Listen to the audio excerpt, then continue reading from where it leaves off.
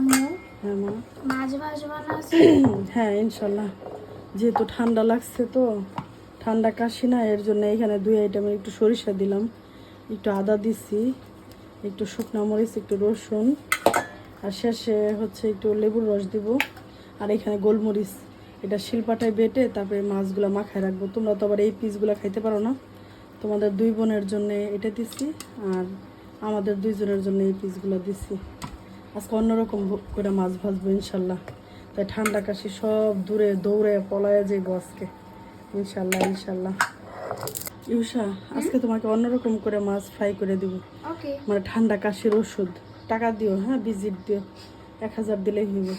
আমি এখন এটা শিলপাটায় বাইটা নিচ্ছি, একটু হলুদের গুঁড়া আর সরিষার তেল দিয়ে নিলাম, আর এইখানে দিব হচ্ছে একটু লেবুর রস, তারপরে এটা একটু মাখায় নিলাম। এটা কিন্তু একটা ওষুধ, আবার দেখা যায় মাছগুলো খাইতেও একটু টেস্টটা অন্যরকম লাগবে, যেহেতু 2 আইটেমে। না বেশি টক হয়ে যাবে, তুমি ভাতের সঙ্গে খাইবা ইনশাল্লাহ।